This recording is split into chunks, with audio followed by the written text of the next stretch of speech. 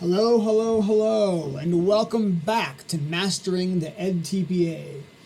In this video, we begin our first deep dive into the documentation of Task 1, the Context for Learning document.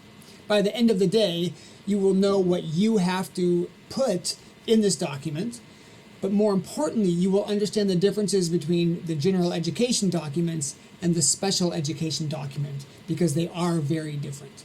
We're going to look at both today. So as a reminder, back in video 4, we looked at the big idea of Task 1. And I made the claim that the central focus of Task 1 drives everything. And based on the central focus, you divide it into learning segments, each of which has its own learning targets and lesson plans, etc., etc. And I made the claim that you were designing all of this with your specific students in mind. And in the Task 1 planning commentary, you are justifying the relationship between your specific students and the plans that you are making.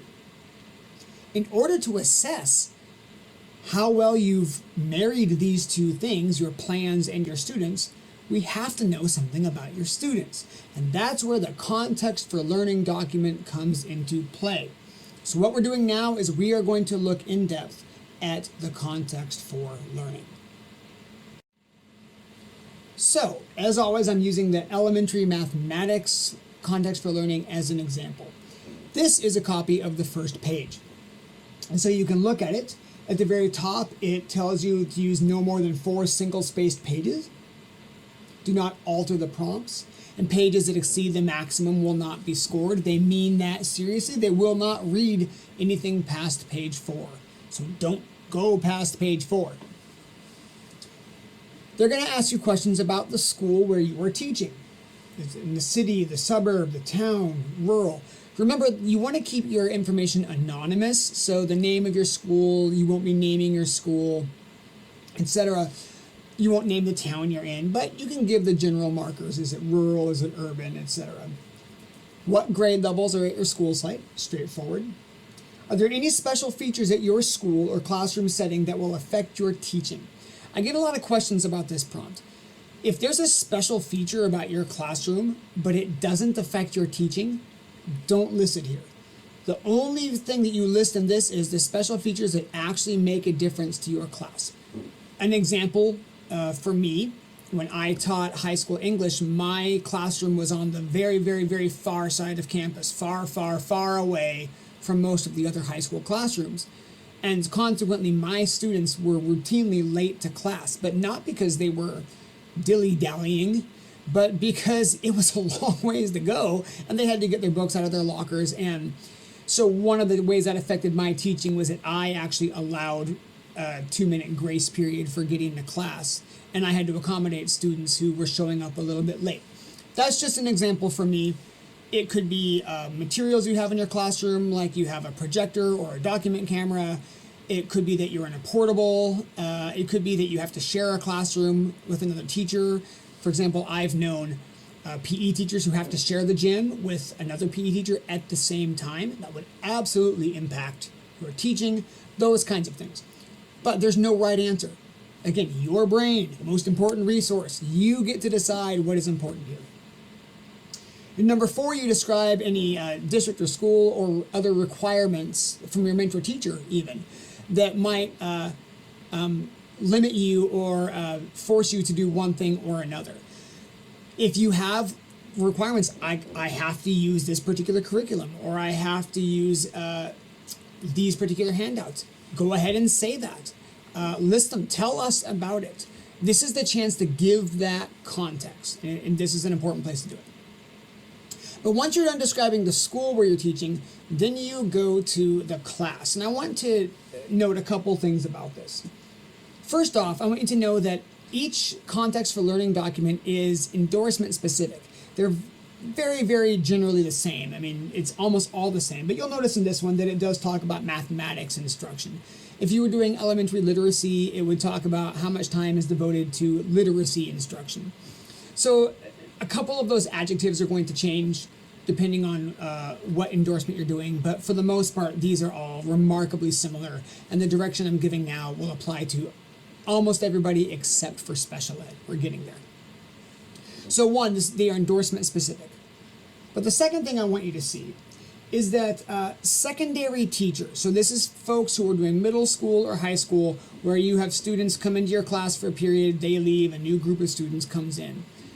For this prompt, for these sets of prompts, and also for the edTPA as a whole, we want you to select one period.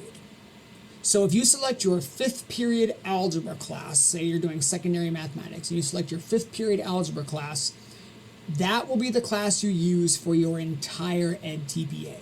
You're not going to base data off of all 6 periods you teach or whatever that is. You will base it off of one class period. Which is the right class period to pick? Only you can decide that. You can make them all work, but you have to decide.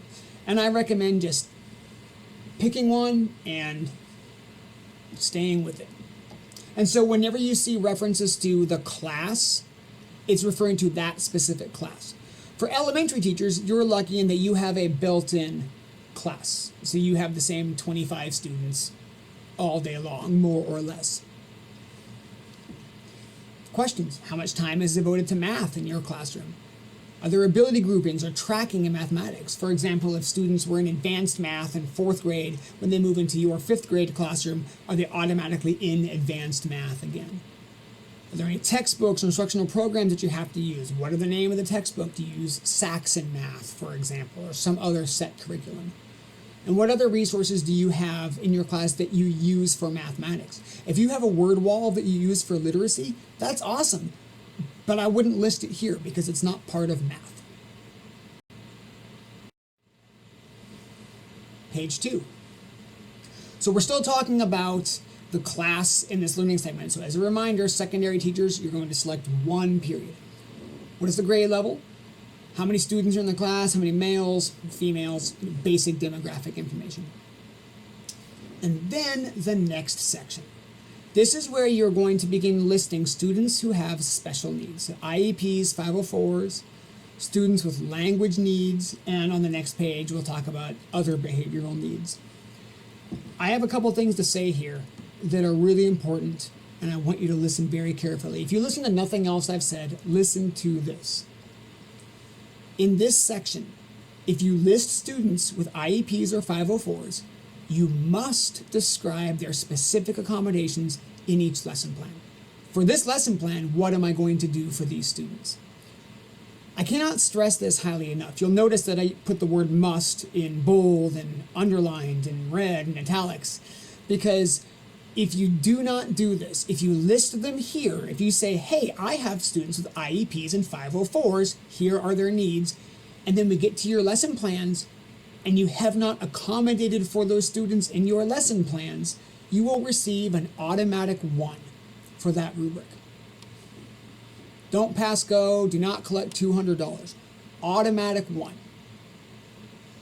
There's a good reason for this, since it's federal law that dictates you have to accommodate for these students if they have these. And so if you say, I have these students whom I am federally mandated to accommodate for, and then you don't actually demonstrate accommodation for those students, even in the planning phase, you're not going to score well on the edTPA. In fact, you will get an automatic 1. That would be bad. Don't do that. I cannot stress this highly enough. That has happened before to students. They've received automatic 1s because they did not account for these students all the way through. If you list them here, you must account for them and acknowledge them in the lesson planning and in the task 1 commentary. Should be pretty straightforward though, because if they're in your class, you should be making these accommodations for them. Even if, let's pretend there's a student who has a literacy accommodation, they need help with writing, but you're teaching math and you're doing manipulatives, and so they don't need any supports. All you have to say is, for this lesson, no accommodations are required for this student.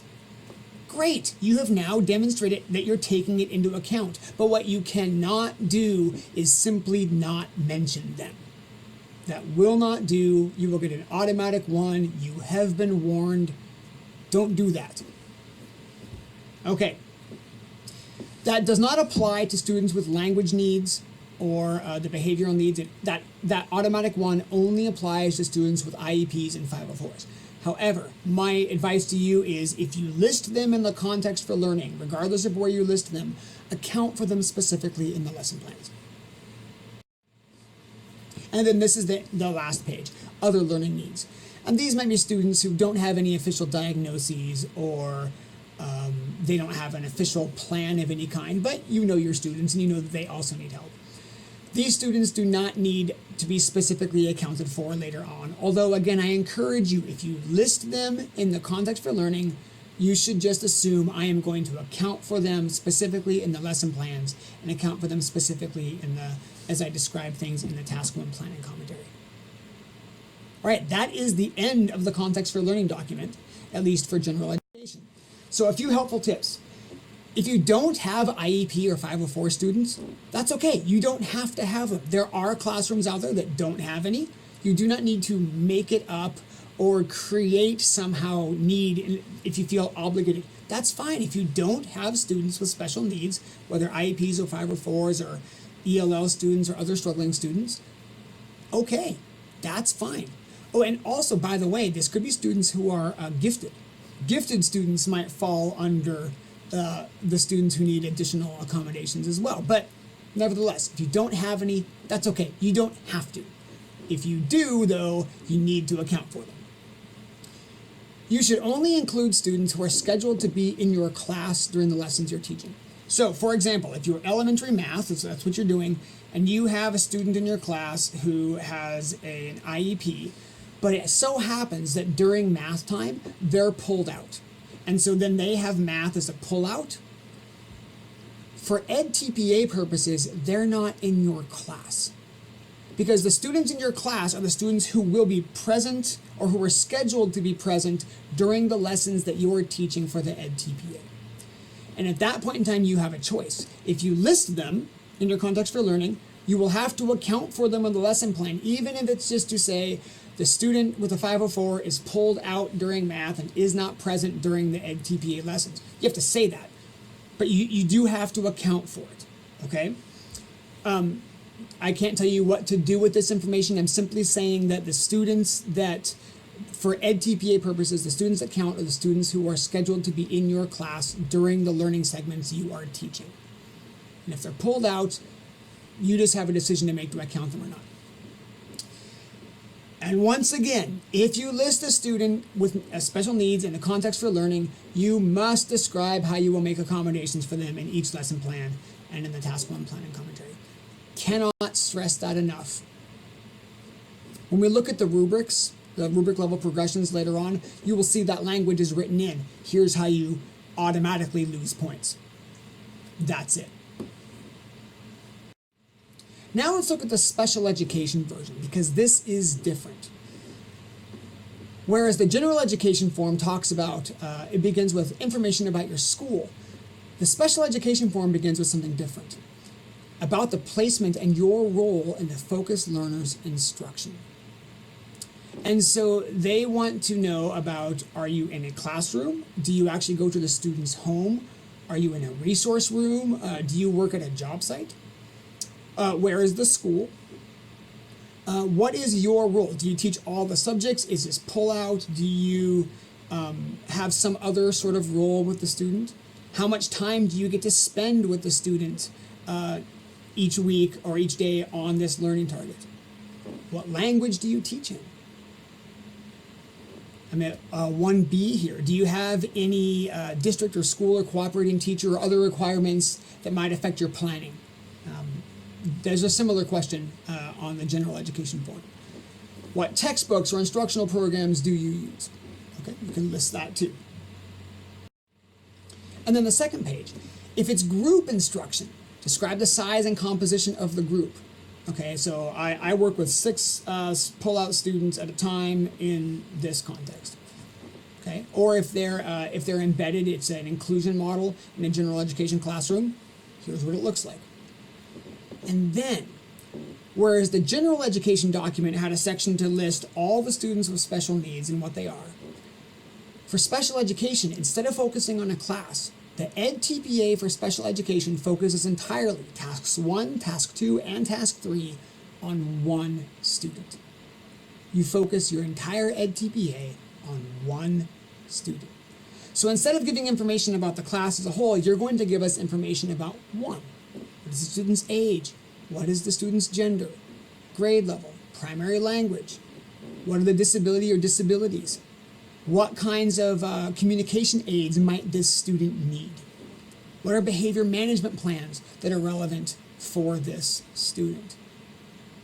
So already here we have a great shift in focus between the general education classroom context for learning, which focuses on the class, and then the special education, which focuses on a specific learner, because edTPA for general ed is focused on the whole class. edTPA for special education is focused on one specific student. So, I made a handy Venn diagram just to show you what this looks like. You can see the general education, a brief description of the class, and a brief description of everybody with special needs. Whereas in special ed, it's an in-depth description of one specific student. Then the overlapping parts, a basic description of the school, and a description of any required curricula and or materials that you have to use. The context for learning document can be done you can start it at any time. As soon as you've decided which class you're going to use, secondary teachers, or which, if you're doing math or literacy or what have you for elementary teachers, you can begin. Special education folks, as soon as you have decided which focus student you're going to use, you can start filling this out. And I recommend you get this document off your plate as soon as possible. Fill it out in the template, save it, file it away, be done with it, so that you can move on and make that space, that cognitive room for other endeavors. I hope this was helpful, and I'm looking forward to moving on to other documents in Task 1. Our next video, we will be looking at the lesson plans for Task 1.